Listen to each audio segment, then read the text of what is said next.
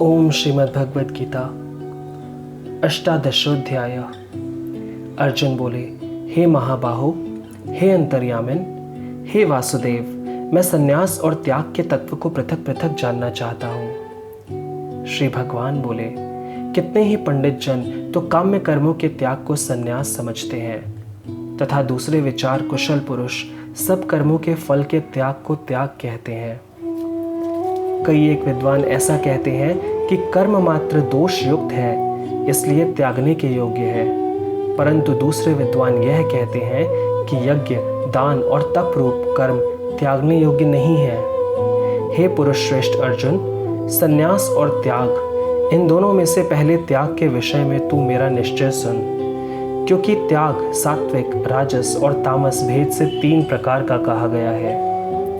यज्ञ, दान और तप रूप कर्म त्याग करने के योग्य नहीं है, बल्कि वह तो आवश्यक कर्तव्य है, क्योंकि यज्ञ, दान और तप ये तीनों ही कर्म बुद्धिमान पुरुषों को पवित्र करने वाले हैं। इसलिए हे पार्थ, इन यज्ञ, दान और तप रूप कर्मों को तथा और भी संपूर्ण कर्तव्य कर्मों को आसक्ति और फलों का त्याग करके अवश्य करना चाहिए। यह मेरा निश्चय किया हुआ उत्तम मत है। निषिद्ध और काम्य कर्मों का तो स्वरूप से त्याग करना उचित ही है, परंतु नित्य कर्म का स्वरूप से त्याग उचित नहीं है। इसलिए मोह के कारण उसका त्याग कर देना तामस त्याग कहा गया है। जो कुछ कर्म है वह सब दुख रूप ही है।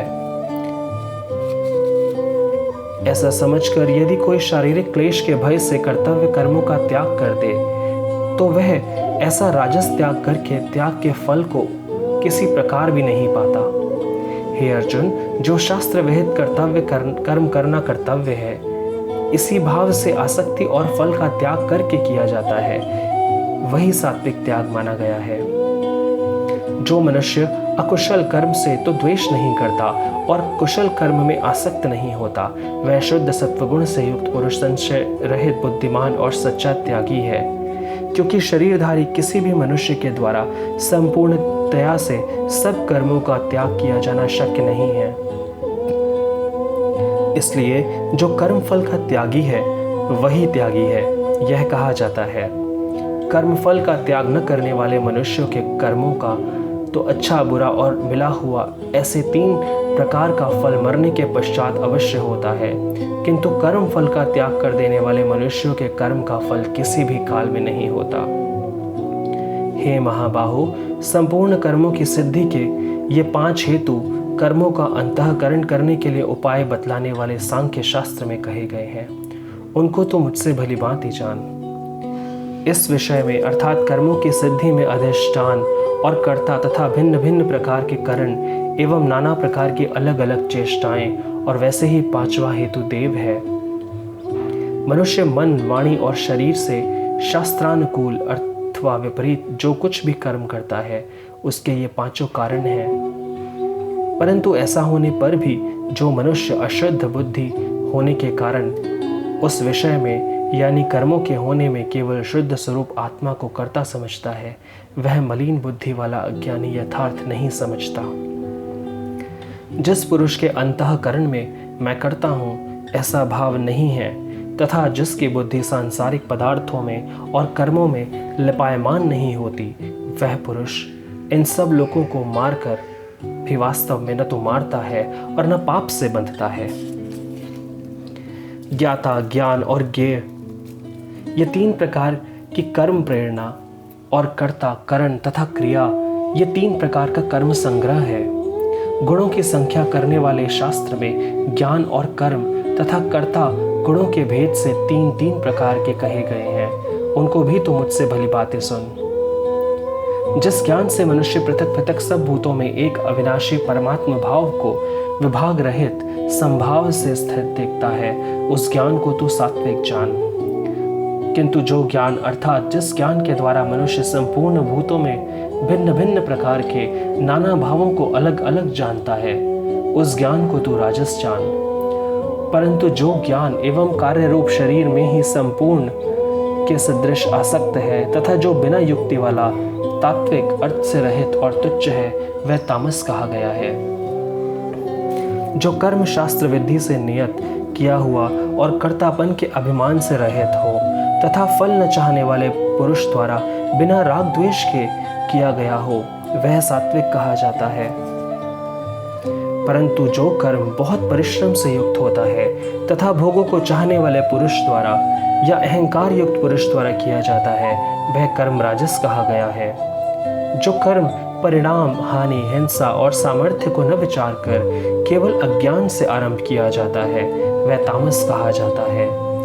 जो कर्ता संग्रहित अहंकार के वचन न बोलने वाला, धैर्य और उत्साह से युक्त तथा कार्य के सिद्ध होने और न होने में हर्ष, शोक आदि विकारों से रहित है, वह सात्विक कहा जाता है।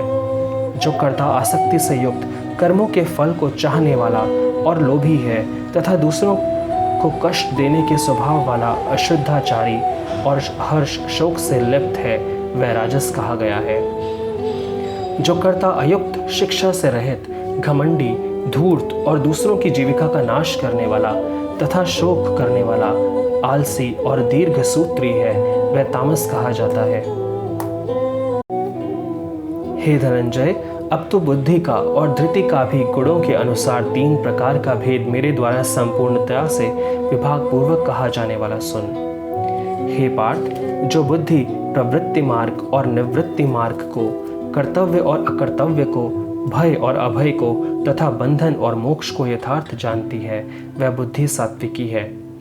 हे पार्थ, मनुष्य जिस बुद्धि के द्वारा धर्म और अधर्म को तथा कर्तव्य और अकर्तव्य को भी यथार्थ नहीं जानता, वह बुद्धि राजसी है।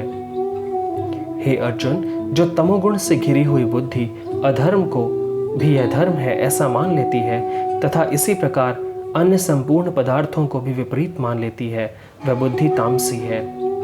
हे पार्थ, जिस अव्यभिचारिणी धारण शक्ति से मनुष्य ध्यान योग के द्वारा मन, प्राण और इंद्रियों की क्रियाओं को धारण करता है, वह धृति सात्विकी है। परंतु हे प्रतापुत्र अर्जुन, फल की इच्छा वाले मनुष्य जिस धारण शक्ति के द्वारा अत्यंत आसक्ति से धर्म, अर्थ और कामों को धारण करता है, वह धारणा शक्ति राजसी है। हे पार्थ, दुष्ट बुद्धि वाला मनुष्य जिस धारणा शक्ति के द्वारा निद्रा, भय, चिंता और दुख को तथा उन्मत्तता को भी नहीं छोड़ता अर्थात धारण किए रहता है, वह धारण शक्ति तामसी है।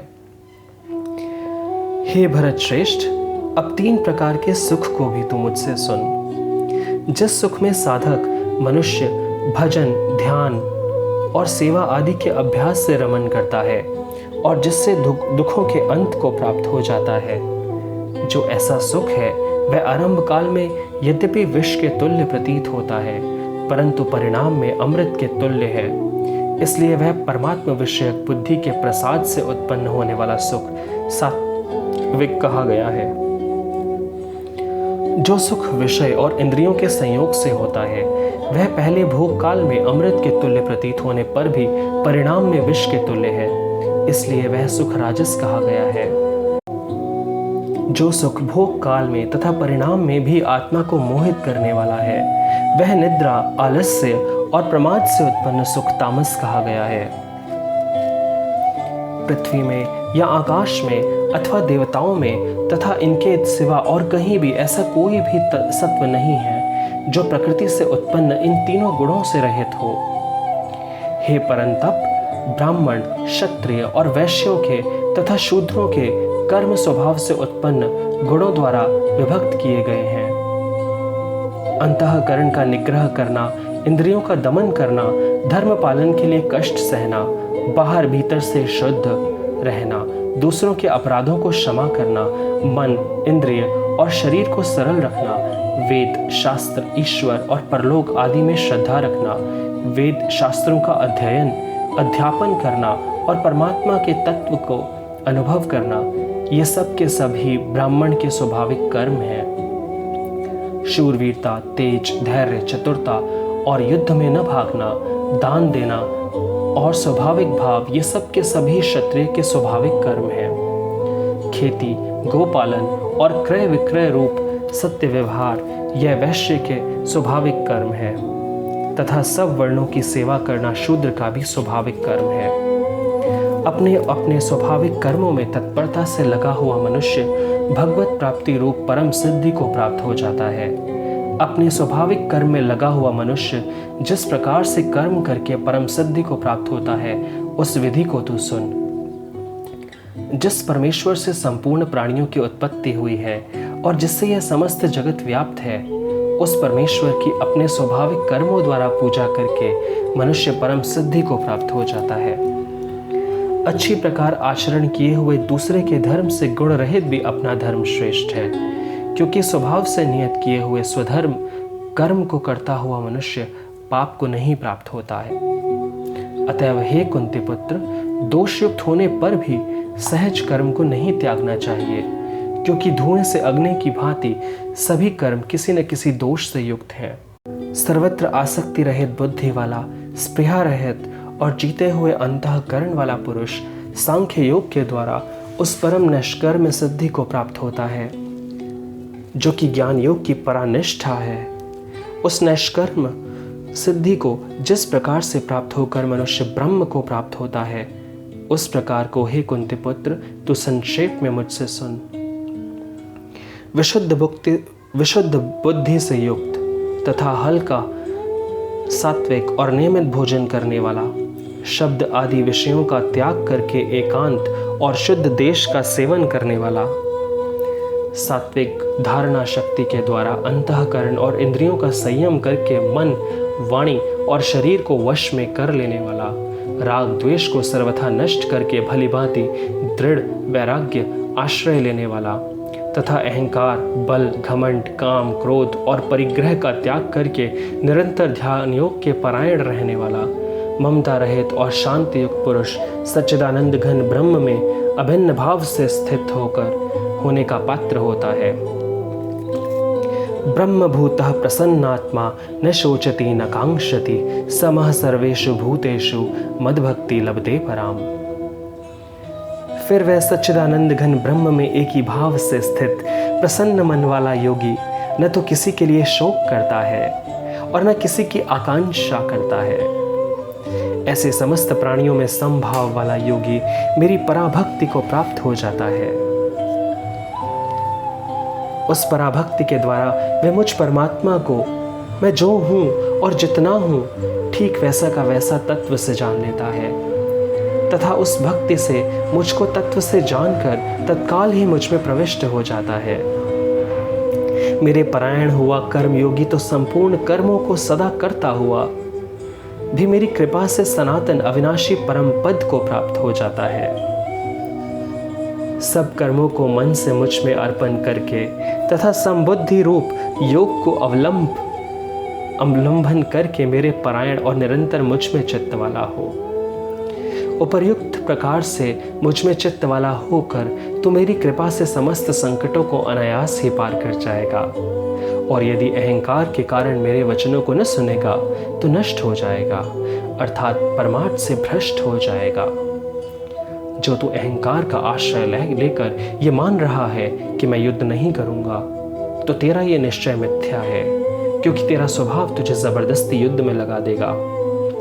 हे कुंती पुत्र, जिस कर्म को तू मोह के कारण करना नहीं चाहता, उसको भी अपने पूर्वकृत स्वाभाविक कर्म से बंधा हुआ परवश होकर करेगा। ईश्वरः सर्वभूतानां हृदयेषु अर्जुन तिष्ठति, भ्राम्यन् सर्वभूतानि यंत्रारूढ़ानि मायया।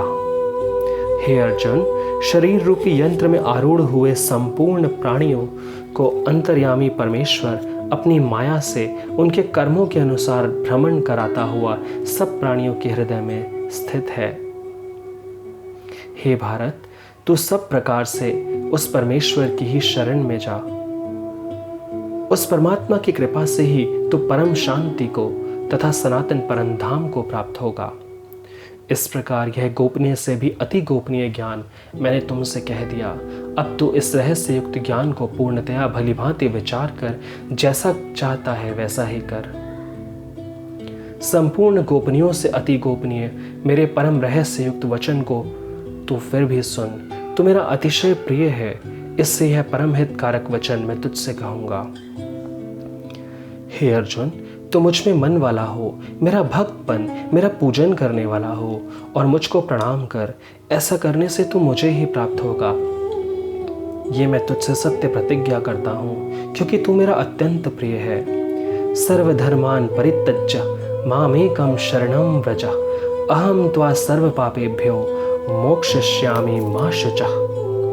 संपूर्ण धर्मों को अर्थात संपूर्ण कर्तव्य कर्मों को मुझ में त्याग कर तू केवल एक मुझ सर्वशक्तिमान सर्वाधार परमेश्वर की ही शरण में आ जा। मैं तुझे संपूर्ण पापों से मुक्त कर दूंगा। तू शोक मत कर। तुझे यह गीता रूप रहस्यमय उपदेश किसी भी काल में न तो तप रहित मनुष्य से कहना चाहिए, न भक्ति रहित से और न बिना सुनने की इच्छा वालों से ही कहना चाहिए। तथा जो मुझ में दोष दृष्टि रखता है उसे तो कभी भी नहीं कहना चाहिए। जो पुरुष मुझ में परम प्रेम करके इस परम रहस्य युक्त गीता शास्त्र को मेरे भक्तों में कहेगा, वे मुझको ही प्राप्त होगा। इसमें कोई संदेह नहीं है। इससे बढ़कर मेरा प्रिय कार्य करने वाला मनुष्यों में कोई भी नहीं है, तथा पृथ्वी भर में उससे बढ़कर मेरा प्रिय दूसरा कोई भविष्य में होगा भी नहीं। जो पुरुष इस धर्म में हम दोनों के संवाद रूप गीता शास्त्र को पढ़ेगा, उसके द्वारा भी मैं ज्ञान यज्ञ से पूजित होऊंगा, ऐसा मेरा मत है। जो मनुष्य श्रद्धा युक्त और दोष दृष्टि से रहित होकर इस गीता शास्त्र का श्रवण भी करेगा, वह भी पापों से मुक्त होकर उत्तम कर्म करने वालों के श्रेष्ठ लोकों को प्राप्त होगा। हे पार्थ, क्या इस गीता शास्त्र को तूने एकाग्र चित्त से श्रवण किया? और हे धनंजय, क्या तेरा अज्ञान जनित मोह नष्ट हो गया? अर्जुन बोले, हे अच्युत, आपकी कृपा से मेरा मोह नष्ट हो गया और मैंने स्मृति प्राप्त कर ली है। अब मैं संशय रहित होकर स्थित हूं, अतः आपकी आज्ञा का पालन करूंगा। संजय बोले, इस प्रकार मैंने श्री वासुदेव के और महात्मा अर्जुन के उस अद्भुत रहस्य युक्त रोमांचकारक संवाद को सुना। श्री व्यास जी की कृपा से दिव्य दृष्टि पाकर मैंने इस परम गोपनीय योग को अर्जुन के प्रति कहते हुए स्वयं योगेश्वर भगवान श्री कृष्ण से प्रत्यक्ष सुना है। हे राजन, भगवान श्री कृष्ण और अर्जुन के इस रहस्य युक्त कल्याणकारक और अद्भुत संवाद को पुनः पुनः स्मरण करके मैं बार बार हर्षित हो रहा हूँ। हे राजन, श्रीहरि के उस अत्यंत विलक्षण रूप को भी पुनः पुनः स्मरण करके मेरे चित्त में महान आश्चर्य होता है और मैं बार बार हर्षित हो रहा हूँ। यत्र योगेश्वरः कृष्णो यत्र पार्थो धनुर्धरः तत्र श्री विजयो भूतिर्ध्रुवा नीतिर्मम धर्मम। हे राजन, जहाँ योगेश्वर भगवान श्री कृष्ण है और जहाँ गांडीव धनुषधारी अर्जुन है, वहीं पर श्री विजय विभूति और अचल नीति है, ऐसा मेरा मत है। ओम तत्सदिति श्रीमद् भगवद गीता सूपनिषत्सु ब्रह्म विद्यायां योग शास्त्रे श्री कृष्णार्जुन संवादे मोक्ष संन्यास योगो नाम अष्टादशोऽध्यायः। ओम नमो भगवते वासुदेवाय। ओम श्री कृष्णार्पणमस्तु। ओम नमो भगवते वासुदेवाय।